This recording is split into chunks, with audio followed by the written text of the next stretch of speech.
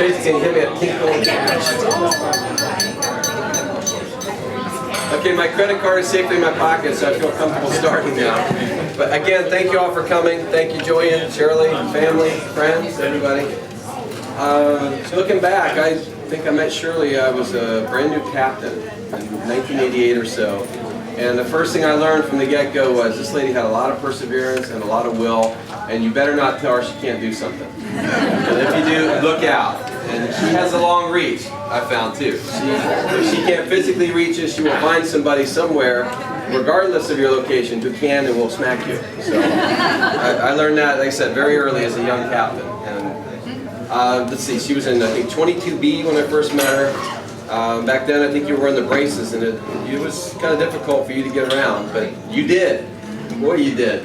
And after that, I think you moved to Signal Hill, and then ended up in 653 Complex, and it just seemed like everywhere I went in my career, I came back around, there was Shirley again. It was always this friendly face, always made me feel welcome. And and I said, she's one of those people you're never going to stop. So if you ever tell her no, she'll find a way to make it happen. So I've always been impressed with that, Shirley. And she's a godly woman, and I got to meet her family, sadly, when her mother died, but just a lot of strength there as well. Celebration of your mother's life was an incredible event. My wife and I still talk about it. So I had to make some notes, just because Shirley's been around, like I said, a long time. 33, 34 years within this organization, with the government before that as well, with Dayton and so forth. But she's seen a lot of people come and go in the organizations. So I just had to take a couple notes on some of the ones that I originally remember. She's done a lot of travel orders for Bill Johnston and his wife. So for those who remember, Bill took his wife on every TDY. She worked with the late Al Moore. She worked with Al so long ago when he would call Art young man, Art was a young man.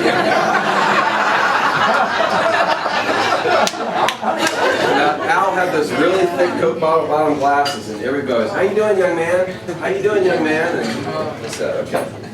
So speaking of Art, when they were over at Signal Hill, I don't know how many times Shirley helped him fill out his travel voucher to go to Building 22B and back. Where's Al Taylor? Al remembers those, right? Yeah. James Neely. Shirley taught him that slow dancing with her after a daiquiri is not a good thing. Another thing, James has been around with Shirley so long that back in the day, he didn't have to tell people who Herschel Walker was. He's a big Georgia guy. Sorry, Michael, I know he's before your time.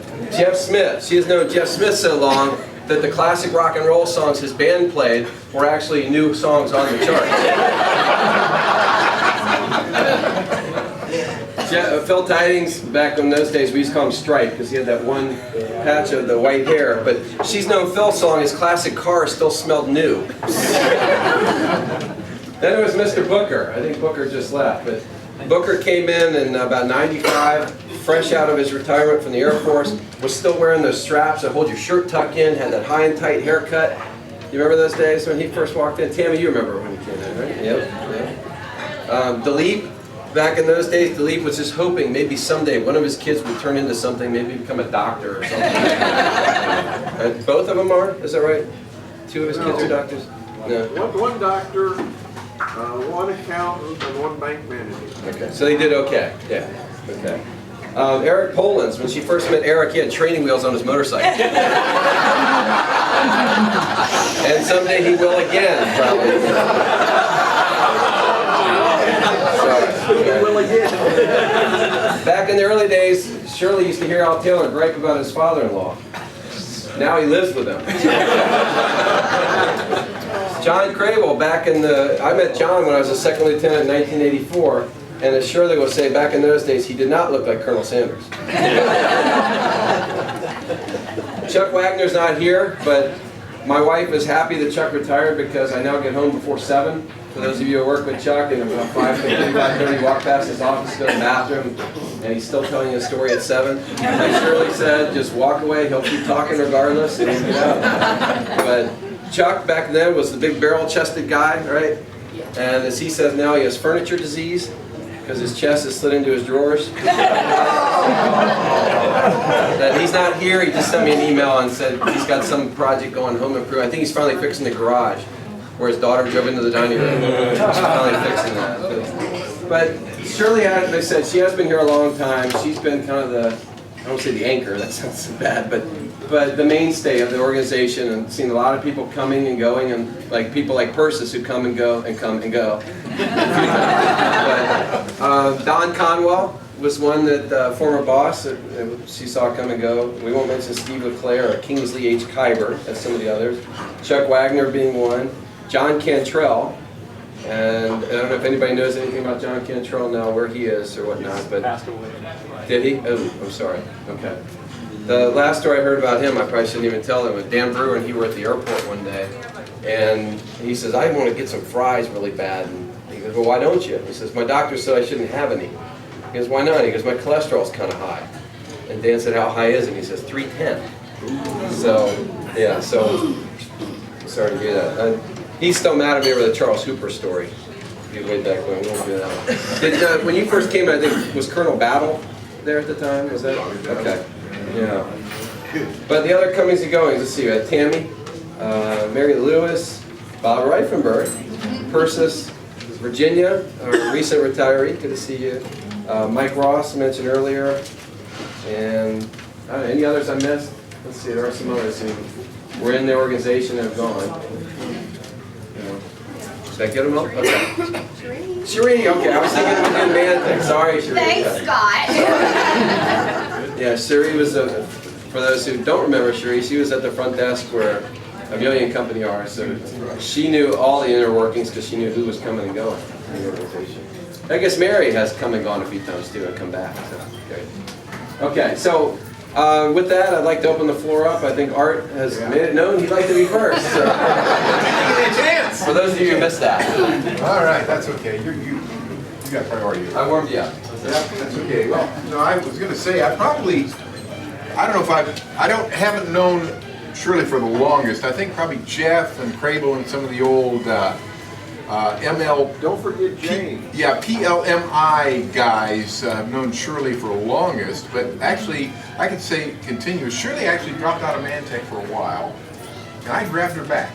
When we were over building 167. You remember that? And I said I wanted you for my secretary, and that was when I was a team lead back then, in the old days. But when I first came to Wright Pat back in 1991, I didn't quite know how to take Shirley. Probably didn't know how to take me either.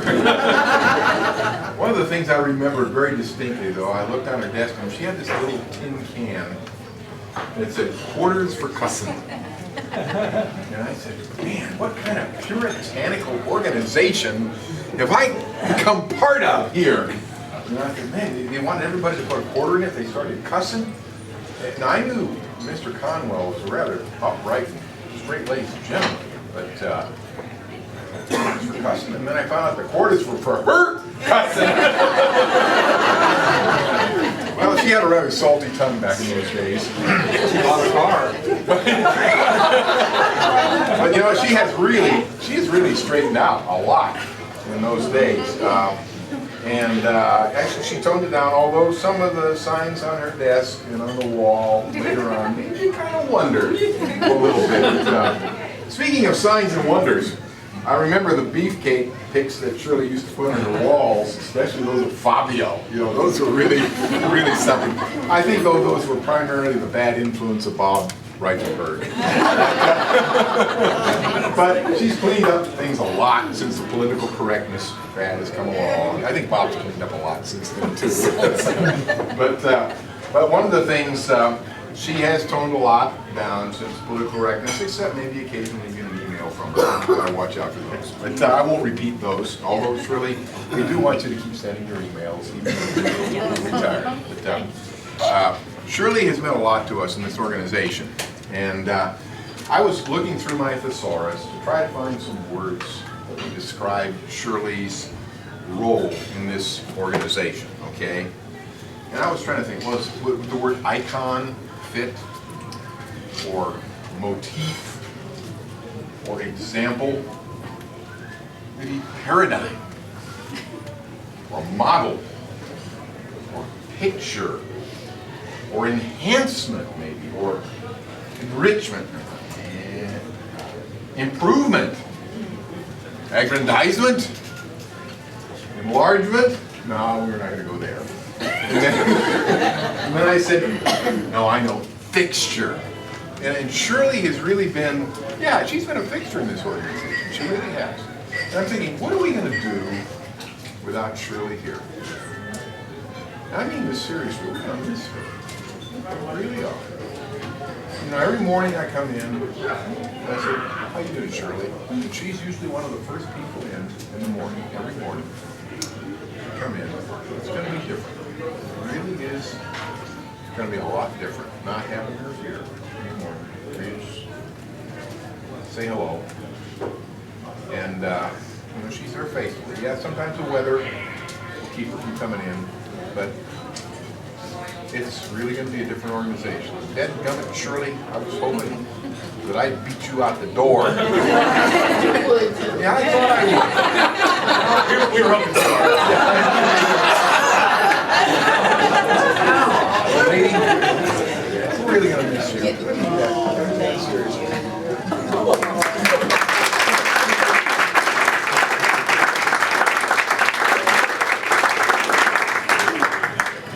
Anybody else? Jeff Smith's thinking. Such a tall word, but I wanted to say a few words about Shirley also. I knew Shirley before I came to Mantech, actually. We crossed paths in 22B when I was in what became Sensors Directorate. And she was in what, you know, were Mantech or became Mantech or whatever. Not my first memory, one of my best memories of her is I was in a very, very small part of a group that we were headquartered in 620. We were like 6-8 people maybe in 22B. My secretary was MIA more than she was for duty. And my boss was too busy getting his master's degree in something or other to really worry about the office. But if something didn't get done, our office was on the chopping block. And I had, I think it was a procurement package, something that had to get done.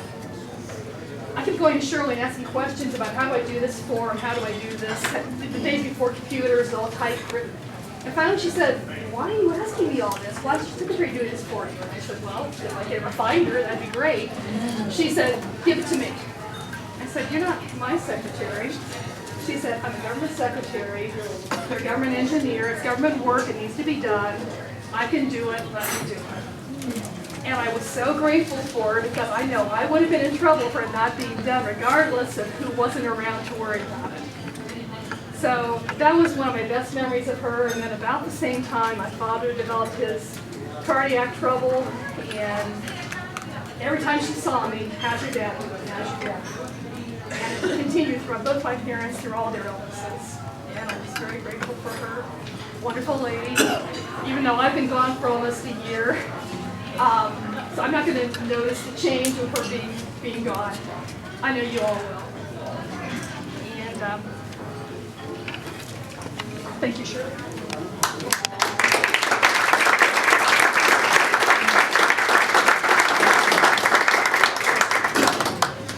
So new rule, if you talk, you get to hug Shirley. So added incentives. Branch, I think you want to say something. Didn't you? Draw you out. I just want to say, I don't know why I'm here. I don't even like her. I just came for the, what? I just came for the free after dinner mints. And boy, weren't they good. Got some more here. You gotta hug her if you get them. Now, can I have my hug? No. For those of you who've not been in the organization for a while, I had to spend the last few years sitting in the office next to what? I had to sit. Oh, there you go. Sure. Good luck with that. I had to sit next to Shirley, and she's kind of unpleasant. I tried to be charming by rattling the things on her desk and moving her stapler and taking her cane away. Just putting it just trying to be nice, but she just seemed to be immune to all of it. She continued to abuse me. She would never get me coffee. Don't understand it. In fact, somehow she forced me to go get coffee for her. Just not a very nice person. Seriously though, enjoyed many long talks about family, and I can't think of having a better next door neighbor in the office. So we're gonna miss you. Thanks very much.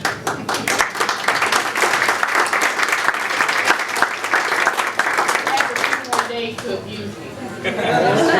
Forgot your mint, Bridge.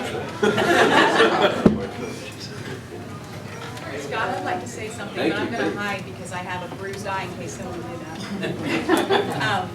I just wanted to tell you, Shirley, that I started at the base 15 years ago as a contractor. I'm still a contractor. But one of the first things I was told by another contractor was, government secretaries do not like contractors, so watch out. Well, I started out with a very healthy fear of government secretaries. But I have to tell you that Shirley was one of the first ones that I met, and that was one of the sweetest, most caring people I'd ever met. And she has been such a help to me over the years, and one of my biggest inspirations. She is absolutely an inspiration to me, and always has been. I'm going to miss you. I don't want to hurt her.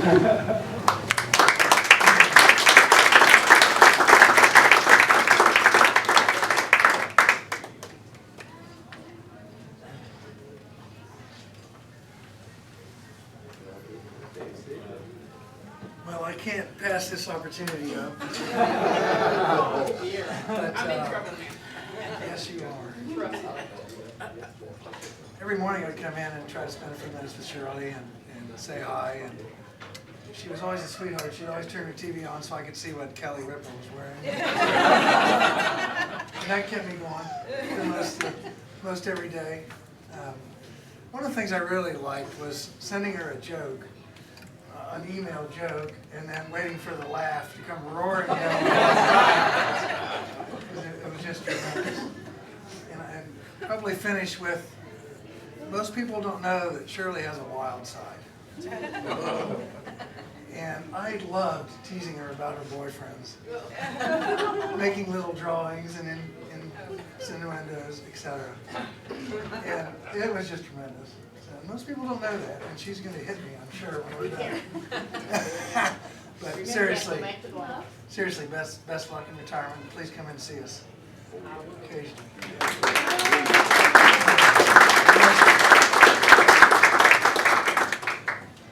Okay, I can't pass this. I first met Shirley when we shared space in Building 22B. We were in rival organizations. We kind of would spar over who had access to space and all this thing. And then in 1986, I started working for Shirley. Well, wait a second. Really, I started working for Don Conwell, who hired me as one of the first people in Title III, but most of the time we knew who we worked for, and that was for Shirley. And we have had wonderful opportunities over the years to share family discussions about each other and about our families and about work, and it's just been a wonderful relationship that I've really feel very fortunate to have ever had during my career. Just tell them one thing, how long you've known him. Well, I can't remember how little he was. I mean, Julian was one small tyke when he used to come in when we first met. And I've enjoyed that relationship and seeing Julian grow into a young man that he has become. But I've heard the word fixture. Yeah, that's definitely a word that describes Shirley as inspirational. I've been inspired being with her. I shared a birth date that was unique. That was she always would tease me about. That was about somebody she met one time.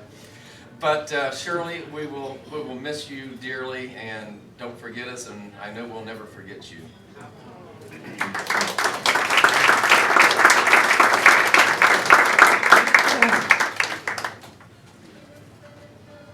Well, I'm Janelle, and I was a contractor, but I wasn't scared.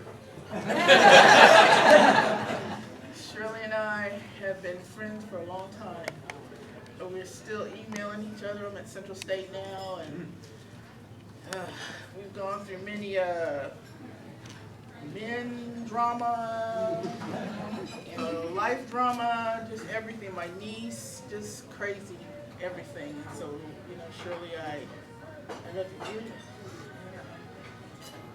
You'll have a good retirement. I'll see you again another day in Springfield.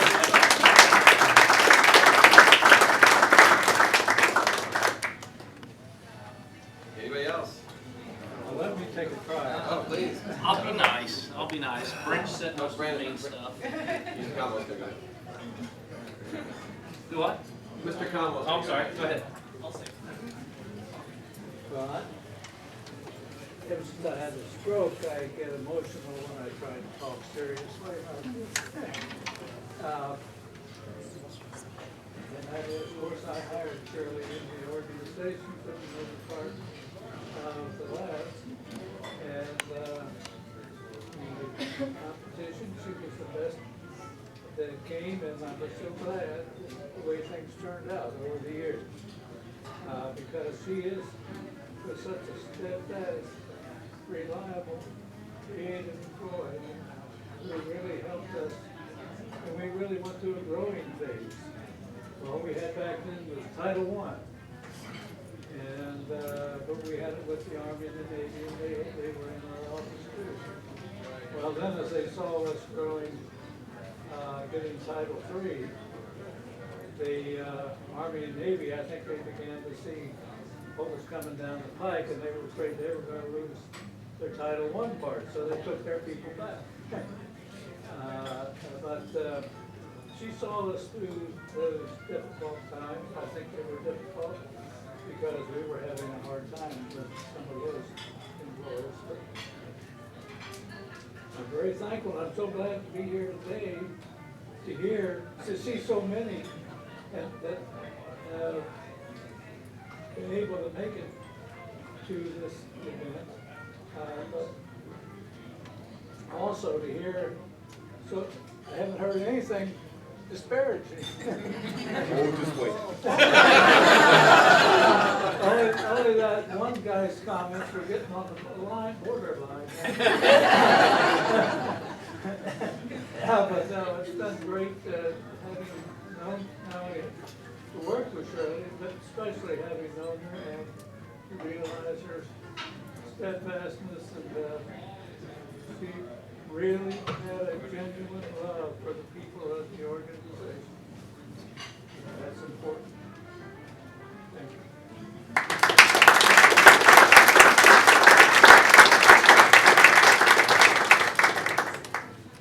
I came to work for Shirley, I don't know, 5, 8 years ago. And I'm kind of the mischievous kid. As Brent said, I'd walk into her office and rattle all the pins in her pin holder just to irritate her. She threatened to throw her stapler at me, and she's missed me a couple times. She's really stuck. Unfortunately, I have her home phone number, and I call Julian and get him spooled up to go in on her as soon as she got home. So she couldn't get away from it. But over the years, we had this little game that we would play. I'm an early riser. I get there. I'm one of the first people there in the morning, and Shirley's usually the second person there. And she would try to sneak in every morning. And every morning she would try to sneak in, and as soon as I would hear the key in her door, I'd say good morning. And she would have to put something in the cuss jar because she would mumble something for not being able to sneak in. But then, Julian, I was looking for her bell because I was going to hand it to you.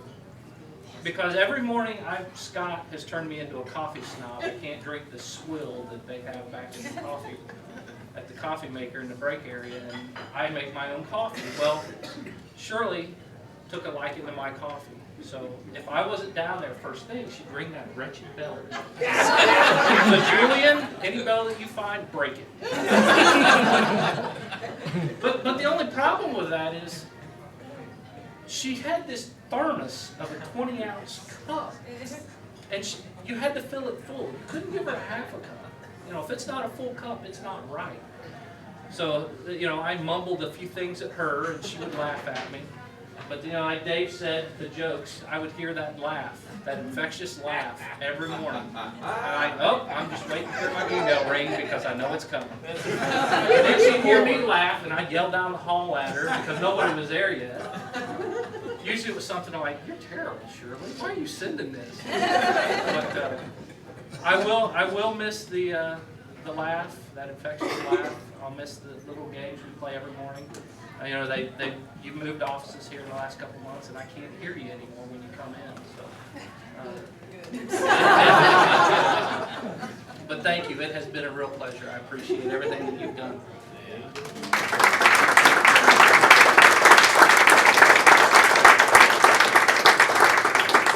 Brandon will never forgive me for buying you that bell at DMC. So let's see, I know John Crable probably was, Al Taylor probably wants to say something too, I'm sure. Well, just that, you know, for the last, I came to the, at the time of the AIM office back in 1986. And so I'm also one of those old persons that have known Shirley for quite a while. And, you know, I think the one thing we haven't discussed is all the M&Ms that we've eaten over the years. Oh, yeah. You know, Shirley started putting some on her desk, and the rest of us started contributing, and probably for the last 10 years or so, we've all gotten sugar high. So no, I've really enjoyed working with Shirley over the years. She's really a very special person, and I mean, she knows I appreciate and love her, and we're going to really miss you, and sorry to see you retire, but I hope you really enjoy yourself and do the kinds of things you'd like to do. And I know you'll really like not having to come out in the bad weather and make it to work all the way from Springfield. So I get my hug, right?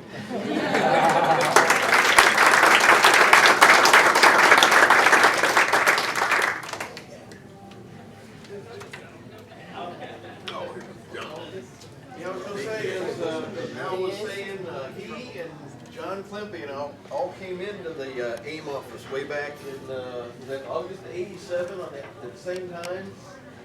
That's when I got to meet Shirley. When we were down in 22B on the other side, that back room of 22B upstairs, and met Julian at the same time. That's how many years ago? 25 or more. But then, of course, my wife also has met Shirley. Probably one of the few people in Mantech that my wife likes.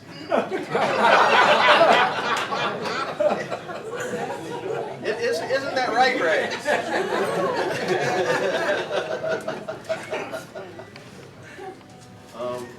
Tammy's laughing because she knows my wife pretty well too. For those of you who think I'm opinionated,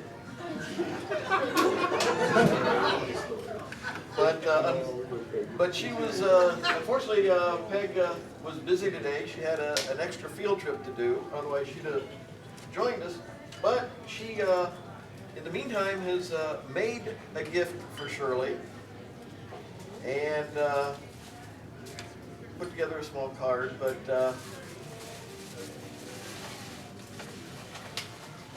and of course, my girls have grown up with Shirley. Remember Beth coming in when she was in grade school? She's 25 now. Abby's going to be 16 in 2 months. Stole?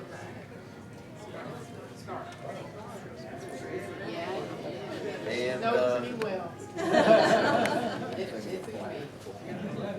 was going to say, now don't be digging. There's no calendars in there. There's no Esther Price in there anymore because she doesn't want to do anything against the count of your diet. You've been very successful on that, and not just me, but my whole family's going to be missing you. Stay in touch.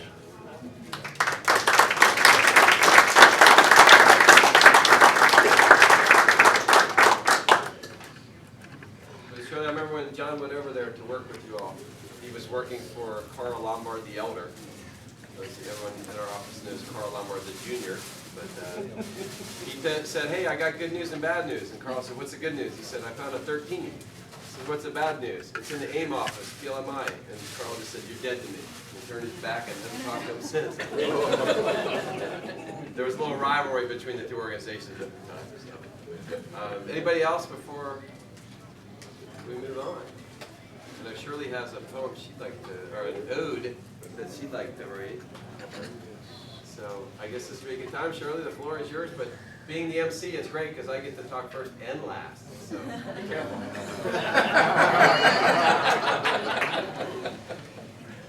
First, I want to thank everybody for being here because I had no idea. Julian will tell you this all day. I had no idea that there would be this many people here, even though I've spent this many years out of right now. It's just, it's nice to know that you all care and respected me because that's all I ever wanted. Anything that anybody wanted me to do, all they had to do was come and ask, and I would jump in and do whatever I could. But this is an ode to Right Pat that I wrote. I got into this, what, maybe 2 or 3 years ago when people would leave, and there was someone in the old office before I came into it that used to do this, and this is actually where I got the idea.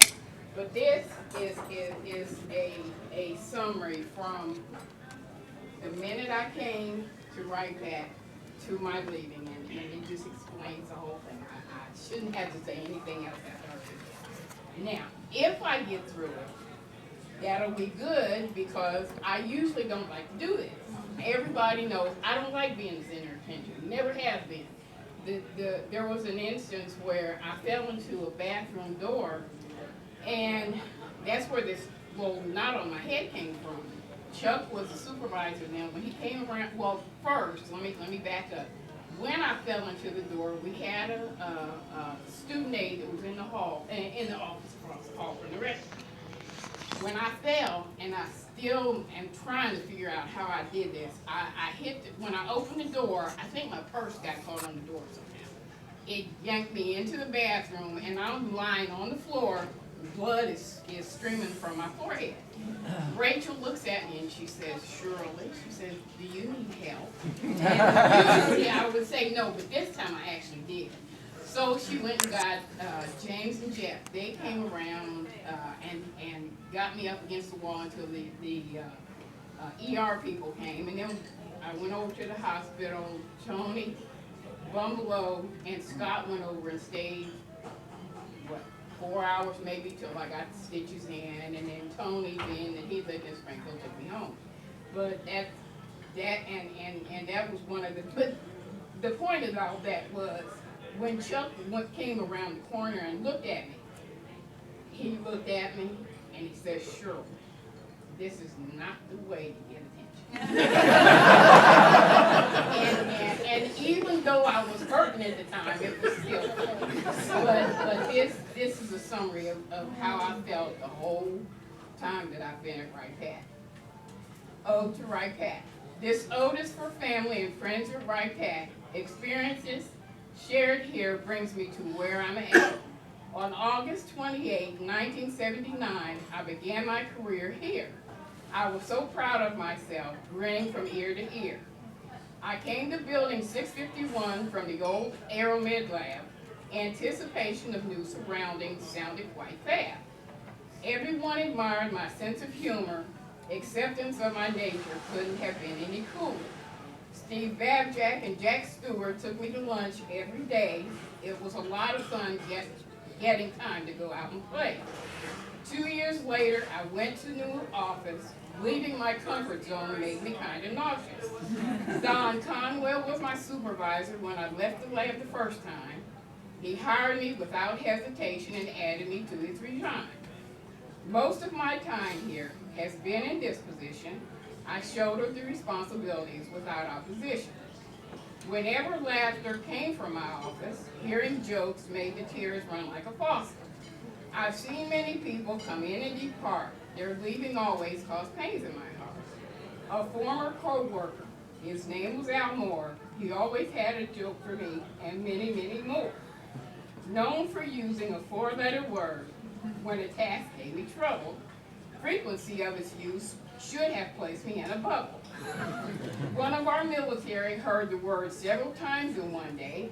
A quarter each time it was used was what I had to pay.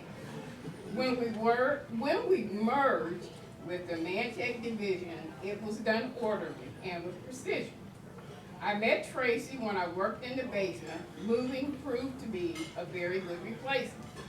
I started drinking coffee while working for Chuck. It was always free of charge, never paid a buck. Scott and I have similar tastes in music. His broader than mine. He challenged my memory. Recalling tunes was sublime. When I arrived at work and Brandon was in, tried sneaking in my office, silence wasn't always a win. One of the guys in the branch is a Kelly Ripa fanatic. If we were to take a look, we would find her in his attic.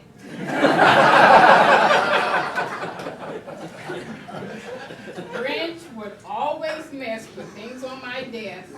The aggravation it caused put my nerves to the test. Brian was my dance partner. I did it from my chair. He was light on his feet, his moves done with flair. When the fire alarm sounded, I was wheeled out on the chair. Once or twice I had a vision of being tossed down the stairs. You had that vision too?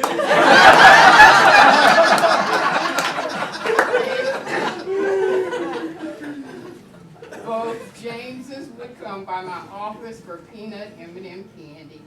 More times than not, it wasn't always handy. Ray donated a generous amount of leave when needed for me. Still won't divulge the amount no matter the plea.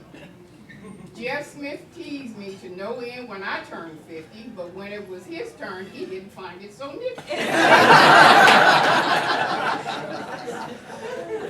Steve, and this is White, always took care of getting me lunch, always making sure I had something to munch. I didn't participate in many after-hour activities, but those that I did will go down in infamy. I took a fall in Chuck's backyard. I suffered more from embarrassment. The fall was not hard. When my coworkers discovered I'm an HSN QVC shopping nut, their gifts became monetary, keeping me out of a rut. My office door was always open for whoever came in. An attentive ear to their troubles helped to lift up their chin. I've spent joyous days here in the lab, both now and back when. It's more than I could ask for. It might never have been. It's time, after working 40 years in city, state, and federal government, to bow very gracefully and enjoy my retirement. And the last verse is, there's one more thing that I have to say. Now I'll be home with Julie all day.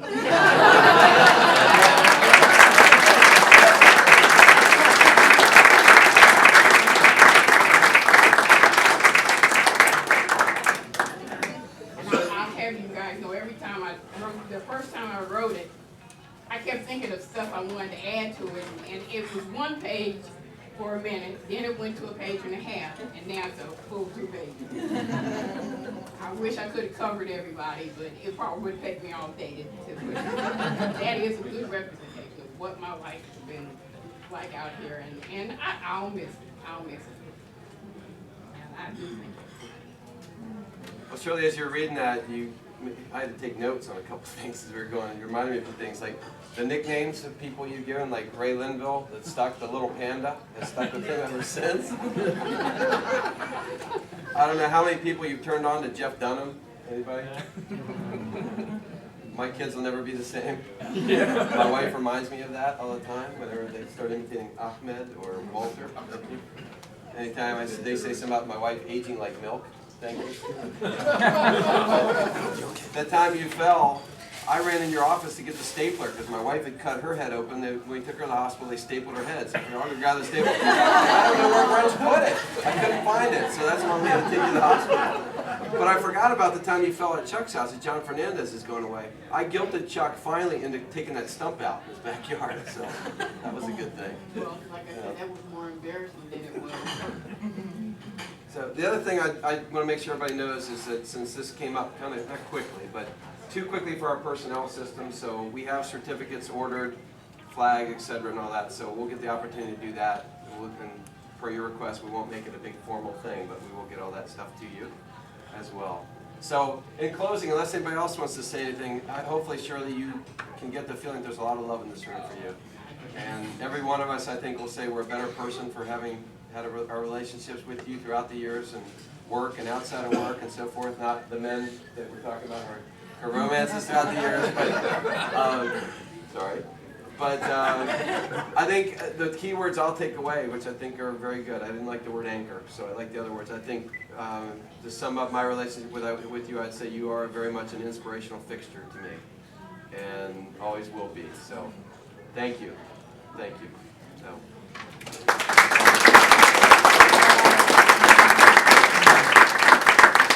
I'll give you this last, but from the organizations, they were talking about all the M&Ms and so forth, so there's a restocking for when you get home, and it's up to you whether or not you share with Julian.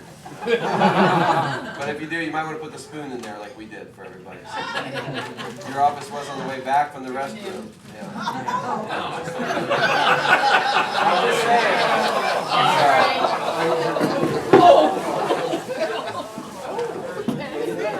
Sorry. Are you okay? We had too many teas. And I want my hug, Shirley. I want my hug.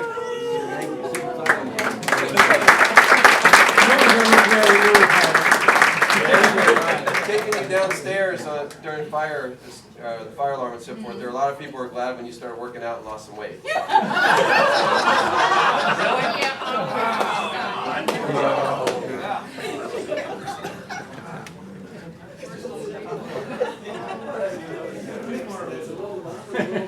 I learned that from her. I love a slap. I love a slap.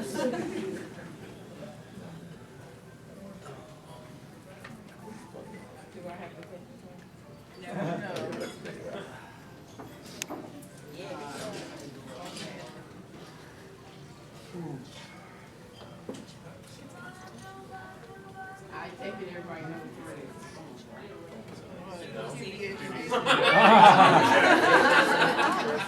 Thank you.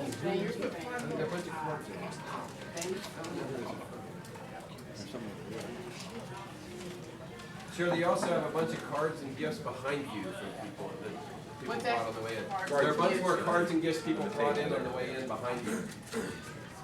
So you might need a wheelbarrow on the way out. And I think there are a lot of people who probably want to hug you on the way There's out. the wheelbarrow. No pressure, but I think Bob Reichenberg's warming a hug up right now.